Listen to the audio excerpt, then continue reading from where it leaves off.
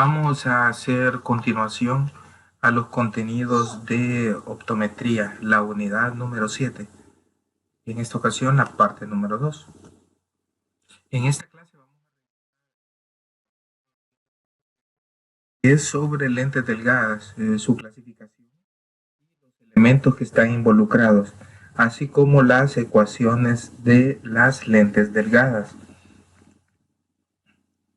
Para esto nosotros lo podemos hacer a partir de dos ramas de la física, ya sea como la óptica física o como la óptica geométrica.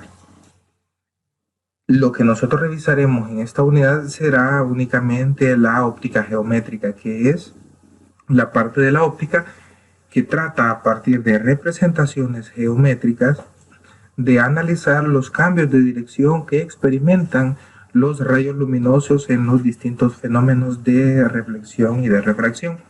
Entonces entendemos que de la clase pasada las ideas de la reflexión y la refracción pues seguirán siendo válidas, además de la idea de la representación del movimiento de los fotones a partir de los caminos a los que nosotros denominamos rayos luminosos. Entonces veamos, lo primero que tenemos que hacer es definir el sistema de estudio y cuáles son los supuestos que van a imperar en la descripción de un sistema de luz a partir de la óptica geométrica. Veamos, primero, de forma básica nosotros podemos imaginarnos que nosotros vamos a tener un sistema. Si queremos imaginarnos no de forma tan general, puede ser que esto donde se encuentra el puntero en este momento se va a referir al aire y acá nosotros nos vamos a referir a un lente, por ejemplo, puede ser de algún tipo de cristal. Acá se encuentra aire otra vez. Entonces, básicamente, ¿qué es lo que sucede? El fenómeno que nosotros vamos a describir es aquel en el que tenemos un haz de luz, un rayo luminoso. Ese rayo luminoso va desde un punto A hacia un punto B que se encuentra pues en el borde que delimita el sistema, que tiene un índice de refracción diferente al índice de refracción del aire. Este rayo luminoso que nosotros hemos hecho incidir sobre nuestro sistema interacciona con el sistema de alguna forma, de modo que luego de que se realice la interacción, este rayo luminoso sufre una variación en su dirección. Él sigue desplazándose en línea recta, porque tanto este sistema externo como este sistema interno son sistemas en los cuales se cumple el principio de Fermat. Además, nosotros pues internamente, en principio, podríamos decir que no nos va a interesar tanto cuando nosotros vamos a hablar de lentes y espejos, de qué es lo que sucede en el interior del lente o en el espejo. Más bien, si tendremos un gran interés en cómo es que se comportan los haces luminosos. Entonces, veamos cuáles son los supuestos. Uno, se propagan de forma rectilínea los rayos luminosos y los medios son homogéneos e isótropos. Otra vez, que sean homogéneos e isótropos implica no solo que sean capaces de desplazarse en línea recta, sino que las direcciones son independientes. Es decir, yo puedo tener un haz de luz que vaya desde el punto A hacia el punto B, y luego de interactuar con el sistema, pues aparezca en un punto C y se desplace hacia un punto D. De forma, como el sistema es homogéneo e isótropo, también se podría tener el caso en el que el haz de luz parta del punto D hacia el punto C y luego de interactuar con el sistema, vaya desde el punto B hacia el punto A. Es decir, los caminos son reversibles. Eso es el literal número 2. Los rayos luminosos son reversibles, es decir, los caminos seguidos por un rayo luminoso es independiente de que se produzca en un sentido o en otro. Y número 3, pues se van a cumplir las dos leyes con las que nosotros ya hemos trabajado, que son las leyes de reflexión y de refracción de la luz.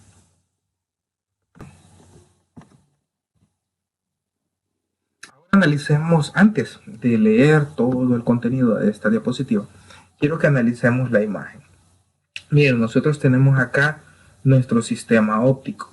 Vemos que con este sistema óptico pues están interactuando haces a los que nosotros le llamaremos los haces incidentes o los haces que vienen del objeto real, y luego tenemos haces que aparecen marcados en estos colores azul sólido. Esto significa que pues esos haces luminosos serían luego de la interacción con el sistema óptico. Antes nosotros solo le habíamos llamado sistema y decíamos que el sistema, pues habíamos dicho que ahí es donde se realizaba una interacción de los haces luminosos. Ahora vamos a definirlo de una manera un poco más formal como sistema óptico.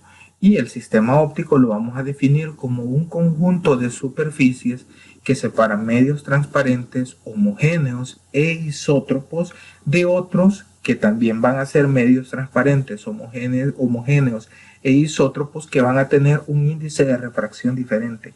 ¿Qué significa? Transparente, homogéneo e isótropo, por ejemplo, el aire, es decir, la luz puede viajar en línea recta, los caminos ópticos son reversibles, se cumplen los principios de reflexión y de refracción de la luz, y en el sistema óptico pues otro tanto de lo mismo. Entonces, las paredes que delimitan, pues en este caso podríamos imaginarlo como una región de cristal. Las paredes que delimitan ese cristal con el que está interactuando la luz, pues sería lo que nosotros le llamaríamos sistema óptico.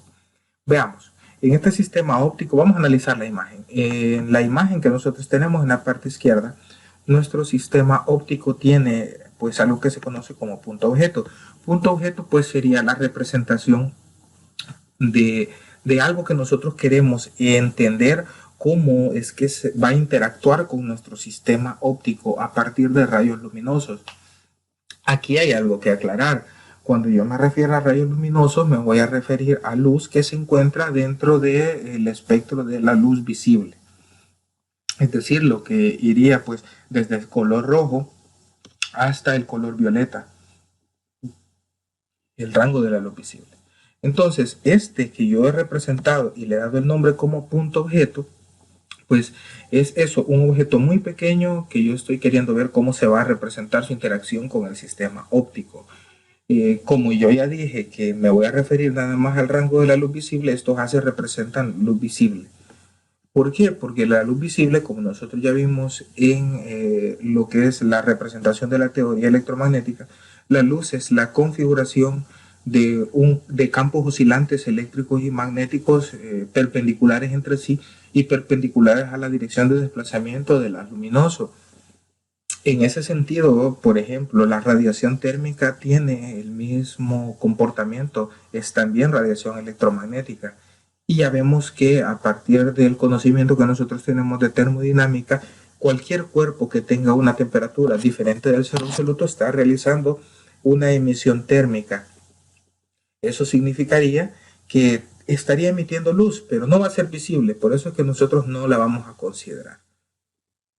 Bueno, entonces, como dijimos, tenemos nuestro punto objeto, que puede ser una fuente activa o puede ser una fuente pasiva de rayos luminosos. Si es activa, es como el ejemplo que sería que se encuentra a una temperatura tal que se vuelve incandescente, o que es como una lámpara, que es como una vela, que es como un foco. Eso sería una fuente activa. O si es una fuente pasiva, significa que refleja los rayos luminosos que inciden sobre él desde el ambiente. Podemos dibujar tantos rayos luminosos como nosotros querramos. Acá solo hemos dibujado 3. Entonces, parten 3 rayos luminosos que inciden en el sistema óptico, y luego de que en el sistema óptico se lleven a cabo los procesos de reflexión y de refracción de la luz, estos haces ahora es posible en uno de los casos que pues converjan en un mismo punto. Que converjan en un mismo punto significa que todos se van a dirigir a un punto específico. A esos rayos luminosos que interactúan de esta forma nosotros le llamaremos rayos luminosos convergentes, y el sistema óptico será un sistema óptico convergente porque hará que los rayos luminosos se vayan hacia un punto específico. Eso significaría que nosotros generaríamos una imagen en el lado opuesto del sistema óptico a la que se encontraba el objeto real. A esta imagen pues le llamaremos una imagen real, porque si nosotros ubicáramos un ojo humano en esta región, sería capaz de ver la reproducción de ese punto pues acá donde se encuentra la imagen real. Otro tipo de sistema óptico que nosotros podemos tener es aquel en el que lleguen los haces luminosos y luego de interactuar con él, los rayos luminosos en ningún momento vayan a unirse. A eso nosotros le llamamos rayos luminosos divergentes porque se van separando. Si nosotros alargamos hacia el infinito cada uno de estos tres rayos luminosos marcados en color azul sólido, nosotros no veremos que ellos se unen en algún punto específico. Sin embargo, si nosotros colocamos, así como hicimos el ejemplo en el sistema óptico convergente, si colocamos un ojo humano aquí en el lado derecho, en el lado opuesto al que se encuentra el objeto que está interactuando con los rayos luminosos divergentes, aquí hay algunas cosas que tenemos que considerar. Primero, nosotros como seres humanos, en nuestro cerebro, está pues acostumbrado a realizar la visualización de los objetos en un medio, como yo dije, transparente, homogéneo, isótropo. Eso significa que nuestro cerebro no entiende el proceso de refracción de forma natural. Un ojo humano ubicado en este punto percibirá la llegada de este haz luminoso y al percibirlo entenderá que el origen de ese haz luminoso pues se encuentra en línea recta siguiendo la dirección del haz luminoso que ha incidido. Entonces hará un recorrido y él entenderá que este haz luminoso pues proviene de una fuente. Como hasta acá llega la realidad del haz divergente, la parte que aparece punteada acá será la percepción de nuestro cerebro hacia un punto específico. De hecho, aquí le parecerá igual que se prolonga hacia el infinito. Otro ojo colocado al final de este rayo luminoso divergente verá otra vez lo mismo y tendremos que hacer esta prolongación de las luminosas. Esto ya sería imaginario en nuestro cerebro.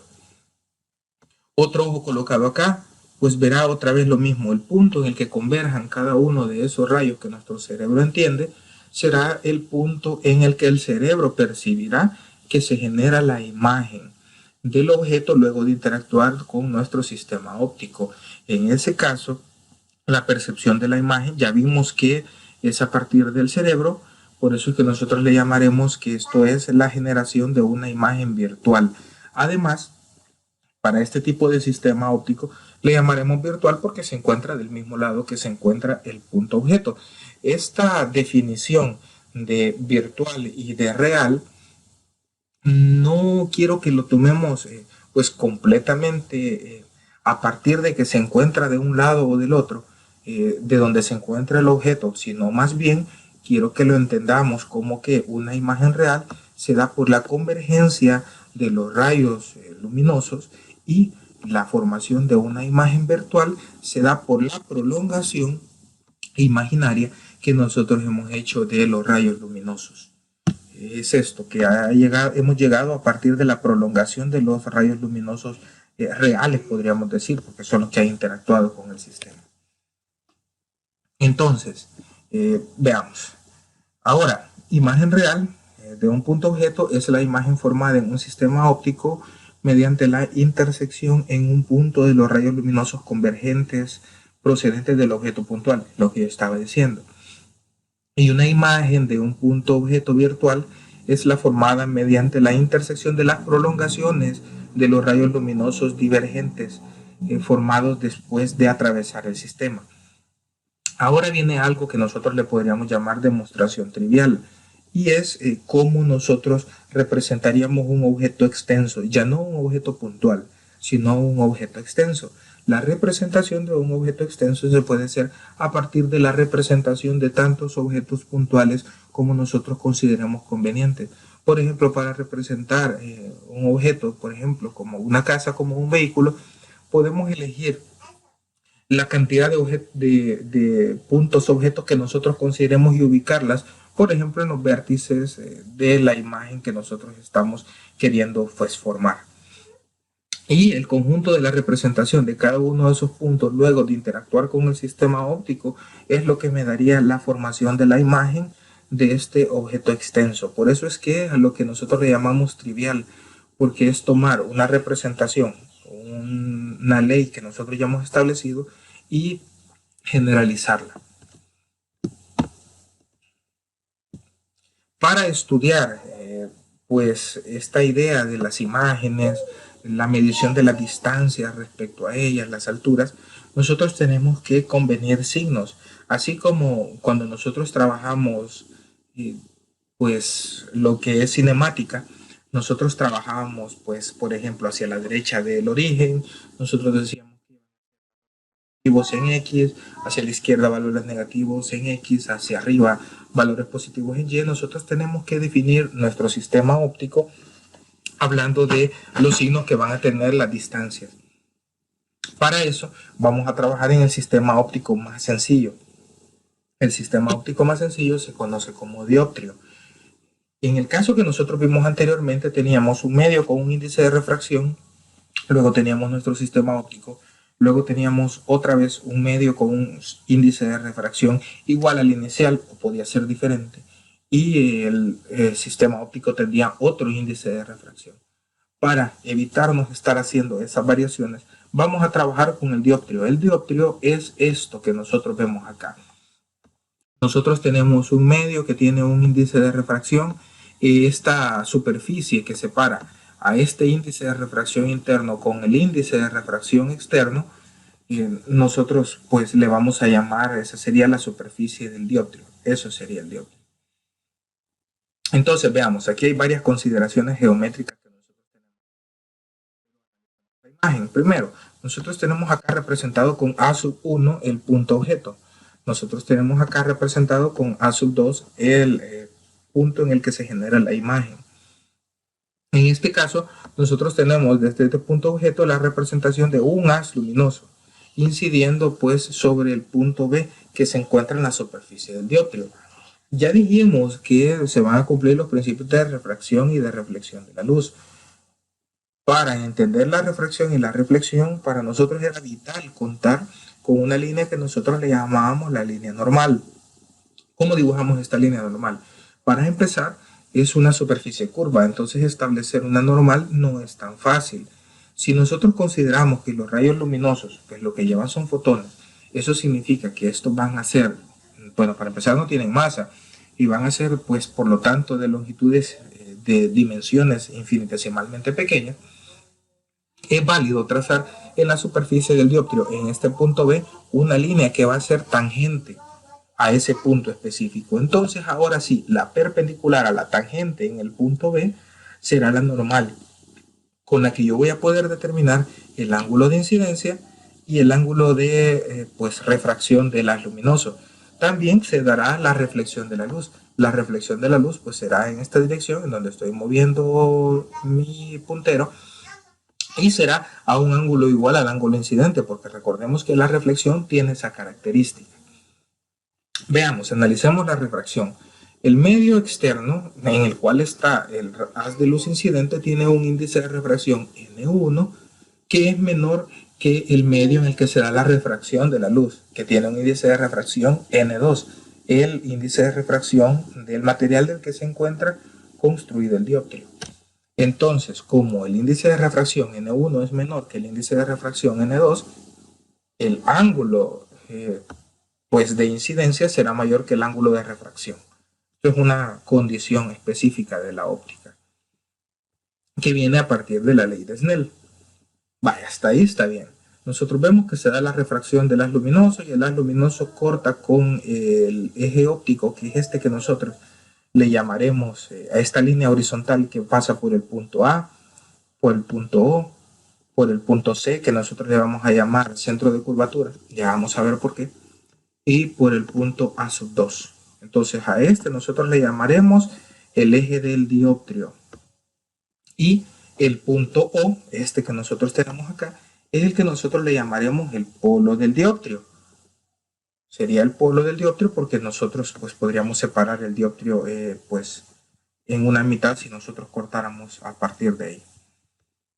Las distancias, a partir de ahora que nosotros ya definimos el polo del dioptrio, la vamos a medir del punto O, de la intersección del eje del dioptrio con el punto O, nosotros lo vamos a medir negativas para los puntos que se encuentren a la derecha de O,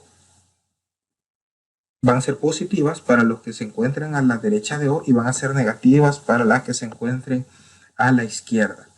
Y las distancias en la vertical van a ser positivas las que van hacia arriba del eje del dioptrio y van a ser negativas para las que vayan hacia abajo del eje del dioptrio. Vemos además que acá nosotros tenemos la marca de S1, que sería la distancia que va desde el polo del dioptrio hacia el punto en el que se encuentra el objeto real, y pues acá tenemos esta otra distancia S2, que sería la distancia que va desde el eje del dioptrio, desde el polo del dioptrio, hacia donde se da la formación de la imagen. Ya vemos que tenemos además algo que se conoce como radio de curvatura. Otra vez les digo, ya de inmediato vamos a ver qué es eso. Los dioptrios, en los dioptrios se pueden realizar, pues ya vimos que se llevan a cabo los procesos de refracción y de reflexión de la luz. Vamos a trabajar con unos elementos que únicamente realizan reflexión de la luz. Estos se conocen como espejos.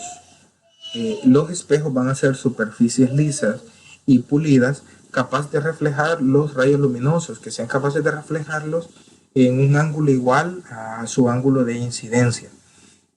Los espejos pueden ser planos o pueden ser esféricos.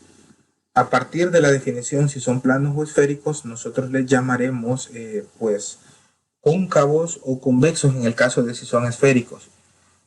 Veamos, si nosotros ubicamos las posiciones del polo del dioptrio y el C, que sería la posición del radio de curvatura, nosotros veremos que si el polo del dioptrio O se encuentra a la izquierda de C, que es el radio de curvatura, nosotros diremos que este espejo esférico tiene un radio positivo, y a este espejo que tiene un radio positivo nosotros le llamaremos un espejo convexo.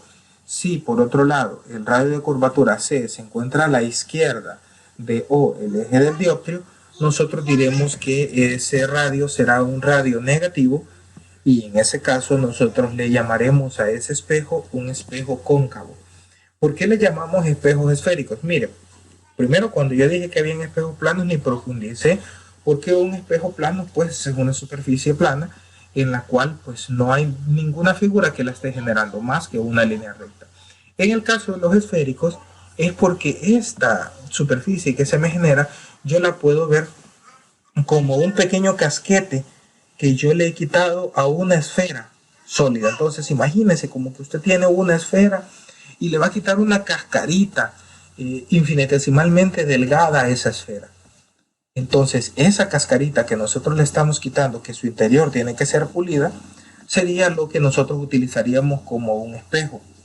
Si la esfera se encontrase ubicada de este lado derecho, entonces tendríamos el caso de la generación de una esfera cóncava. En este caso se está generando pues una esfera convexa, porque el eje del dioptrio se encuentra pues a la izquierda de C, que sería el centro de curvatura. Ahora bien, ese C, que es centro de curvatura o radio de curvatura, como yo lo he estado mencionando, se refiere al radio que tendría una esfera que, si yo le quito esa cascarita, me daría el origen a mi espejo esférico. Por eso es que C es tan importante, porque sería el radio de curvatura de esa esfera imaginaria a la que yo le quito esa cáscara y se me genera. Además que tienen otras características. Estos espejos, si tienen su eje de curvatura, su radio de curvatura, pero también tienen algo que se conoce como foco. Eso significa que cualquier rayo que sea incidente sobre la superficie se va a reflejar sobre ella y va a pasar por el foco de esta. Justamente lo que les estaba diciendo, nosotros acá tenemos pues un eje óptico, tenemos C, que es el radio de curvatura, tenemos F, que sería el punto de concentración de los rayos luminosos, y tenemos O, que sería el polo o vértice del espejo. Vemos que como C se encuentra a la izquierda de O, el espejo que nosotros estamos viendo es un espejo cóncavo. Entonces, ¿qué es lo que sucede? llegan los haces luminosos, en este caso los he dibujado paralelos al eje óptico, y luego de incidir con la superficie se da el proceso de la reflexión y cada uno de estos rayos luminosos se va a reflejar hacia el punto específico que nosotros le hemos llamado foco. Es importante porque este es el principio bajo el cual operan las antenas parabólicas que nosotros utilizamos para recibir, por ejemplo, nuestra señal de cable, porque concentra la señal que llega de manera difusa en un punto específico en el cual puede ser interpretado. Ya vimos algo además, que el radio de curvatura o el centro de curvatura se va a encontrar pues a una mayor distancia que el foco de nuestro espejo esférico. El foco objeto y el foco imagen son el mismo punto de acuerdo con la reversibilidad de las trayectorias de los rayos luminosos. Eso significa que en el caso de una lente, de un espejo que nosotros estemos trabajando que no sea cóncavo, sino que sea convexo, el foco será exactamente igual, solo que se encontrará pues en una distancia diferente. La distancia en este caso sería negativa. Veamos acá en lo que nosotros teníamos. Una representación que podemos utilizar es a partir de llamarles S1 y S2. S1 al objeto que me va a generar la imagen y S2 a la distancia a la que se encuentra la imagen. En este caso, en el caso anterior se le llamaba, por acá creo, acá se le llamaba S1 y S2, a donde se genera la imagen, al que genera el objeto, y S2 a la imagen. En este caso se les llama S' o S, dependiendo del tipo de literatura que ustedes estén revisando, lo encontrarán así. Esa será la distancia medida desde el polo del espejo al punto en el que se encuentra el objeto sobre el eje óptico, y S' será medida desde el polo del espejo al punto en el que se genera la imagen en el eje óptico.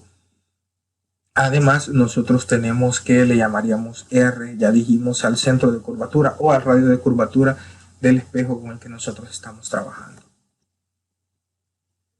Ahora analicemos cómo es que se van a formar las imágenes, ya de objetos que pueden ser un poco extensos que no se encuentren directamente sobre el eje de curvatura. Para eso nosotros tenemos algo que se conoce como rayos notables. Tenemos tres tipos de rayos notables. Lo que haremos es trazar los rayos notables y donde se dé la intersección de los rayos notables, pues nosotros diremos que es el punto en el que se va a formar la imagen. Solo hace falta utilizar dos de estos, pero revisemos los tres porque dependiendo de la circunstancia en la que nos encontremos, deberemos decidir cuál de los dos haces notables o rayos notables será de mayor conveniencia utilizar. El primero de los rayos notables pues sería un rayo que va a ir paralelo al eje óptico. El eje óptico es el que aparece marcado en estas líneas punteadas. El primero que yo estoy describiendo es el que va en rojo. Viaja paralelo al eje óptico luego de incidir con la superficie reflectante, que en este caso sería el espejo. Se reflejaría el haz de luz pasando directamente sobre el foco del espejo. El segundo de los haces notables, ahora es el que yo estoy representando en azul, sería un rayo que pasa por el centro de curvatura, directamente pasando sobre el centro de curvatura, y luego de incidir pues con la superficie, pues deja claro que podría reflejarse en esa misma dirección. Lo más importante es entender que el segundo de los haces que yo puedo utilizar es el que pasa por el centro de curvatura. El tercero sería uno que incide pasando por el foco y luego se refleja de forma paralela, el que está en verde, al eje del espejo con el que nosotros estamos trabajando. Quiero que se fijen que el que está en azul con el que está, perdón, que el que está en rojo con el que está en verde son opuestos. Miren, el que está en rojo llega paralelo, luego se refleja pasando por el foco, y el que está en verde llega pasando por el foco y luego se refleja de forma paralela. Ambos son como equivalentes de alguna manera. ¿Cómo se daría la representación? Este sería en el caso que nosotros estemos con lentes cóncavas. Cuando nosotros estemos trabajando con lentes convexas, pues va a ser un poco diferente. Si nosotros tenemos un rayo luminoso que está, pues, el que era en azul, que incide con la superficie y se refleja en la misma dirección, entonces, otra vez, un ojo humano en este extremo, pues percibiría que este rayo luminoso viene a partir de la prolongación sobre este punto específico. En el caso del rojo, que era el que llega paralelo y luego se refleja, en este caso no se reflejaría el haz pasando sobre el foco, porque no podemos hacerlo ya que son espejos y solo hay reflexión. Entonces el que pasaría sobre el foco sería la prolongación del rayo luminoso reflejado. En el otro caso tendríamos uno que está incidiendo, pasando por el foco, que no sería el rayo el que pasa por el foco, sino la prolongación de él, y luego se refleja de forma paralela al eje óptico. Entonces acá tenemos el comportamiento de estos tres rayos notables para los espejos cóncavos o convexos. Veamos, ya hicimos mucho énfasis en que tenemos centros de curvatura, tenemos focos, tenemos el polo del espejo. Entonces veamos cómo se comportarían estos haces notables en las distintas posiciones. Vamos a hacer varias configuraciones. ¿Qué sucede si la imagen se encuentra más lejos del centro de curvatura? Luego, ¿qué sucede si la imagen se encontrara en el centro de curvatura? Luego, si se encontrara entre el centro de curvatura y el foco. Luego, si se encontrase en el foco. Y luego, si se encontrase más cercano al centro, al eje del dioptrio, al eje del espejo, que el foco mismo. Vamos a hacer estas configuraciones. En la primera, ¿qué sucede si se encuentra pues más lejos del centro de curvatura del espejo? Trazamos los haces notables. Acá es conveniente, casi siempre vamos a trabajar el primero, va a ser el que va paralelo y luego se refleja pasando por el foco. Este resulta muy conveniente. Va el haz de forma paralela y pasa se refleja sobre el espejo y luego el haz reflejado pasa sobre el foco. Nosotros lo prolongamos tanto como sea necesario. Ahora vamos a dibujar el otro haz. El otro haz pues sería el que va pasando por el centro de curvatura, incidiendo sobre el espejo y luego se refleja en la misma dirección. El punto en el que se crucen estas dos construcciones de los haces notables es el punto en el que se reflejará la posición o el punto objeto que yo estoy representando. Como el punto objeto que yo estoy representando es la parte superior de la flechita, que en este caso es el objeto que estoy representando, pues se representaría la flechita de esta forma, que se encuentra en la coordenada sobre el eje óptico B2, y vemos que B1 se encuentra el objeto que me está generando los haces luminosos, y que este objeto que se encuentra en B1 tiene una altura A1 y que el objeto que se me genere va a tener una altura A2. Entonces, ese 1 le llamaré a la posición en la que se encuentra el punto B1 y ese 2 le llamaré a la posición en la que se encuentra el punto B2. ¿Qué es lo que obtengo como resultado? Que para cualquier imagen, para cualquier objeto que se encuentre en una distancia mayor que la distancia del centro de curvatura de mi espejo, nosotros vamos a tener, si el espejo es cóncavo, la formación de una imagen que va a ser invertida y que además va a ser real. Recordemos que son reales porque se dan de la convergencia de los haces y no de las prolongaciones de ellos.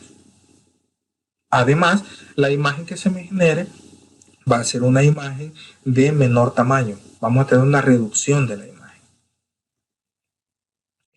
Caso sería en el que nosotros pues tengamos el objeto en el mismo punto en el que se encuentra el centro de curvatura de mi espejo.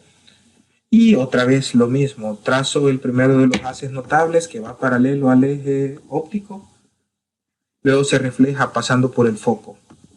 Y trazo el otro de los haces notables, había uno, el segundo era el que pasaba por el centro de curvatura, que es el que se regresaba en la misma dirección.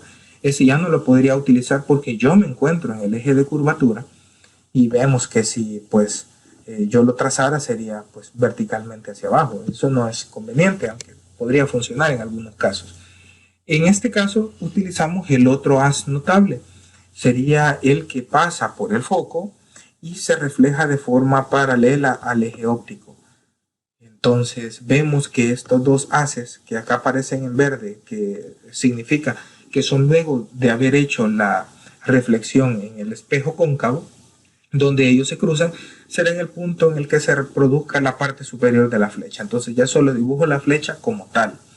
Veo que en ese caso S1 va a ser igual a S2, pues, y que además la altura A1 y A2 van a ser la misma. En el caso en el que nosotros tengamos el objeto justo en el centro de curvatura de nuestro espejo, vamos a obtener una imagen que ya vimos que va a ser invertida y va a ser real porque se forma a partir de la convergencia de los haces y no de sus prolongaciones, y que el tamaño de esta va a ser igual a el tamaño del objeto. En el siguiente de los casos, pues ahora tenemos un objeto. Recordemos, A1 y B1 serían las coordenadas de la posición sobre el eje óptico y la altura del objeto. Y A2, B2 pues serían las coordenadas de la altura del objeto y la posición sobre el eje óptico pues de la imagen. Y bueno, vamos a revisar cómo se comportarían los haces notables acá.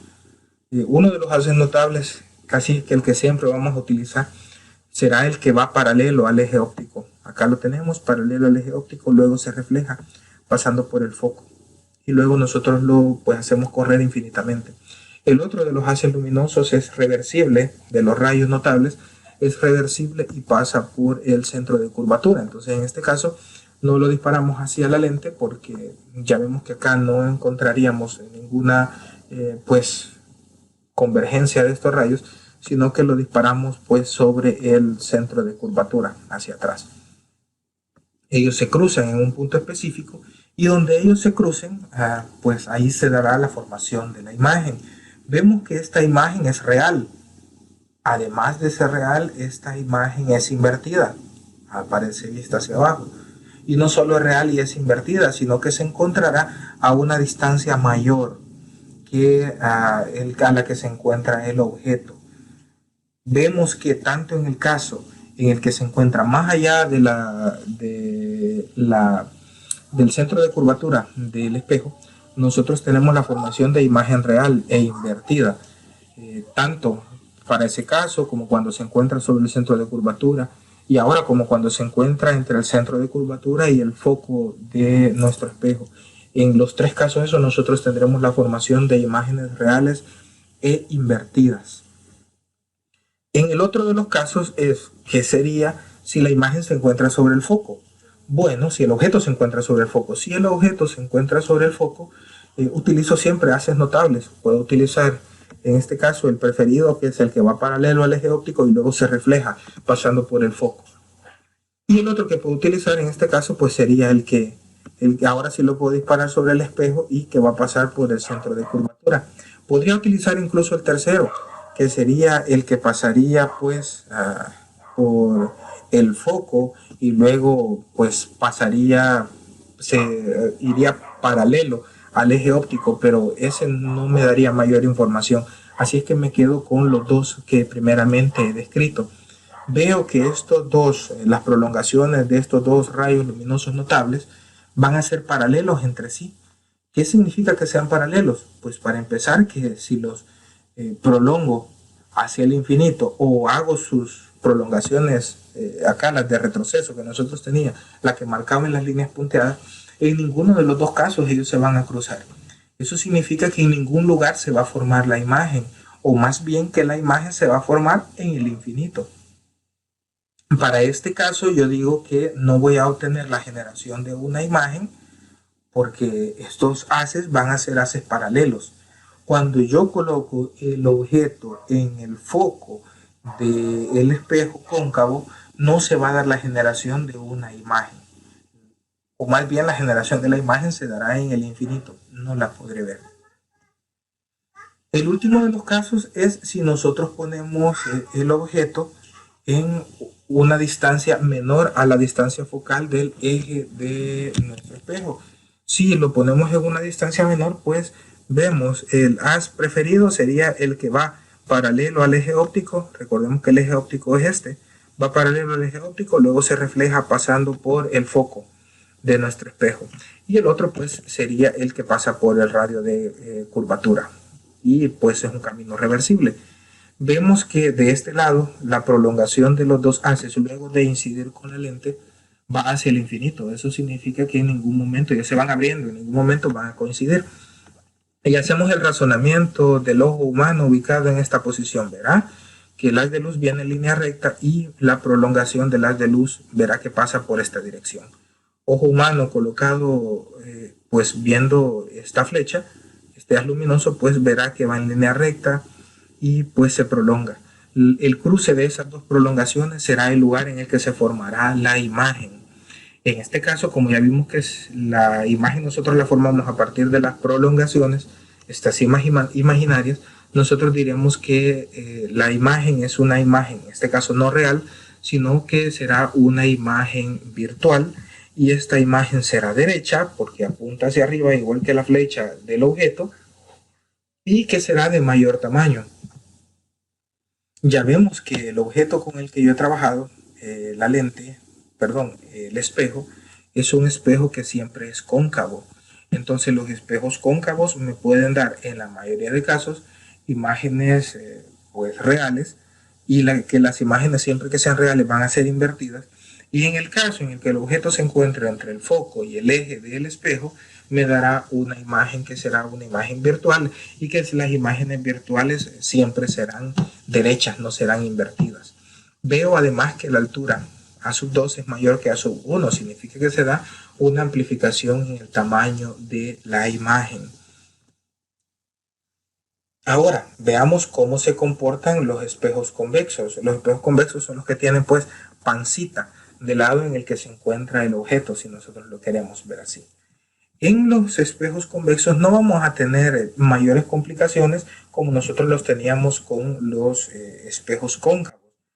Acá nosotros vamos a tener pues el objeto que de donde estoy haciendo la partida de los rayos luminosos, pues no tiene mayor relación con el foco, con el centro de curvatura de la lente, porque se va a encontrar del lado opuesto a ellos.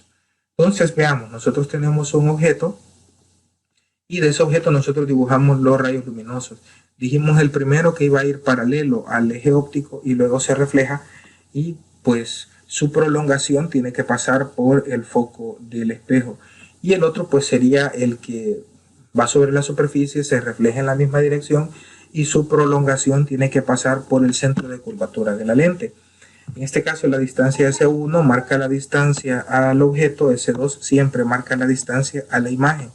Vemos que obtenemos una imagen que va a ser real, que va a ser virtual, porque la obtenemos a partir de la prolongación de los rayos luminosos, y vemos además que va a ser derecha. Entonces siempre las imágenes virtuales van a ser imágenes derechas, y las imágenes reales van a ser imágenes invertidas.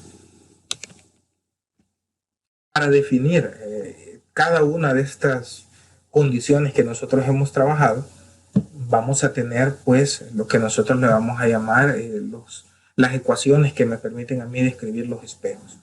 ¿Cuáles son estas ecuaciones? Pues estas ecuaciones me dicen que, ya sea en el caso de conocer el radio de curvatura de una lente, y ya sea que esta lente se encuentre el foco de un lado o del otro de ella, este foco se puede encontrar como pues la mitad del radio de curvatura de la lente. Es lo que nosotros estábamos. El radio de curvatura, el foco, y el foco va a estar en medio del eje del espejo y el radio de curvatura. Entonces vamos a utilizar una ecuación que se conoce como la ecuación fundamental de los espejos. La ecuación fundamental de los espejos nos permite calcular, a partir del conocimiento de las posiciones del objeto y de la imagen, la distancia focal, o a partir del conocimiento de la distancia focal o del radio de curvatura y de la posición de alguno de los dos, ya sea del objeto y de la imagen, o de la imagen la posición del otro. Y es esta ecuación que me dice que 1 sobre S2, 1 sobre la posición de la imagen, más 1 sobre S1, 1 sobre la posición del objeto, es igual a 1 sobre F, 1 sobre la distancia focal, o 2 veces sobre R, que sería pues 2 sobre la posición del radio de curvatura del espejo con el que nosotros estamos trabajando. Vimos que las imágenes además van a tener algo que se conoce como aumento lateral, que será la relación que exista entre las alturas. Y resulta que la relación que existe entre las alturas, que acá aparece denotado como y, sería y sub 2, la altura de la imagen sobre y sub 1, la altura del objeto, es pues proporcional a el cociente de las distancias de S sub 2, sería la posición en la que se forma pues la imagen, y la posición sobre el eje óptico en la que se forma el objeto, en la que se encuentra el objeto, y lleva un signo negativo. Eso es porque nosotros tenemos que ir considerando las condiciones de los signos que nosotros trabajamos con el dioptrio. Y bueno, llegamos hasta acá con la revisión de lo que son espejos planos y las ecuaciones de estos. Continuamos pues con el resto de la unidad en el siguiente video. Para la formación de imágenes en espejos planos, pues más que como una comprobación, es hacer la representación. En este caso vamos a tomar un objeto, vamos a tomar acá que nosotros tenemos un espejo plano y vamos a ver cómo se comportan los haces luminosos notables, para que vean que la representación de los haces luminosos es válida tanto para espejos esféricos como para espejos planos. Como ahora lo estamos haciendo con un espejo plano, pues hacemos lo mismo, trazamos un haz luminoso pues que va, en este caso sería el haz luminoso preferido, sería el que pues incide con el espejo y se refleja en la misma dirección, tanto para la parte superior del objeto como para la parte inferior, incide sobre el espejo y se refleja en la misma dirección. El otro haz luminoso, como en este caso no tenemos ni focos ni tenemos centros de curvatura, el otro lo que hacemos es pues que lo trazamos en alguna dirección específica sobre el espejo de forma diagonal, y vemos que sobre el espejo se va a dar la reflexión de estos. Va sobre el espejo y se da la reflexión de estos. Voy a tener que hacer las prolongaciones de tanto del haz que incide directamente como del rayo luminoso al que se da la reflexión, y pues donde coincidan estas dos prolongaciones es donde se reproducirá la parte superior del objeto, y donde coincidan pues las prolongaciones para la parte inferior del objeto es donde esta se va a reproducir en la imagen. Vemos que pues aquí hay algunas características que entender. Por ejemplo, que la distancia a la que se va a formar la imagen va a ser igual a que la distancia a la que se encuentra el objeto, pero de signo cambiado, o sea, va a ser negativa. Esto es porque se encuentra del otro lado del eje del lente, del espejo con el que yo estoy trabajando. Y además la relación de las alturas va a ser igual a 1. A sub L pues sería la amplificación, sería el cociente entre la imagen y el objeto, y que en este caso sería igual a 1. Solo para entender que los espejos planos sí nos dan objetos en los cuales la distancia imagen y la distancia objeto son iguales, y nos da un objeto pues exactamente del mismo tamaño que el objeto real. Y bueno, muchachos, eso es todo. Los invito a que sigan estudiando y preparándose para el desarrollo de la unidad.